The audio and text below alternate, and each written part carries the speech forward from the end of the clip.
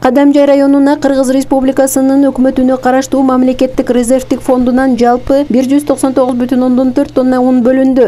Анын ичинен 2020-жылдын 21 апрелине карата 148 тонна un келип түштү. Калган 51,4 тонна un 22 апрель күнгө келери пландаштырылууда. Берилген ундар жергиликтүү өз алдынча башкаруу органдары тарабынан түзүлгөн комиссиянын чечиминин негизинде жерлерде калктын аялуу катмарындагы жарандарга таркатылып берилет.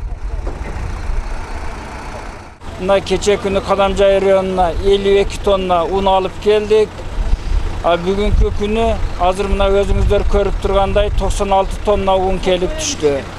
Бизге жалпысынан Кадамжай районуна ушу материалдык резервдер фондунан 199 тонна 400 килограмм un бөлүнгөн.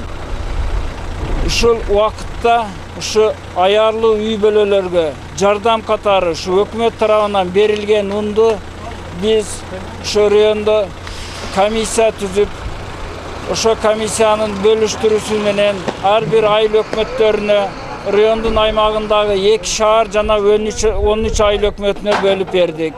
Negizinen mındayça aytkanda uşu jardam katары kelgen undar bul ayıl hökümetlerin aymağındagı jaşagan bizdin turgundar ayarlı, jakır jardamga muhtaç bolgon үй bölөлөргө берилет.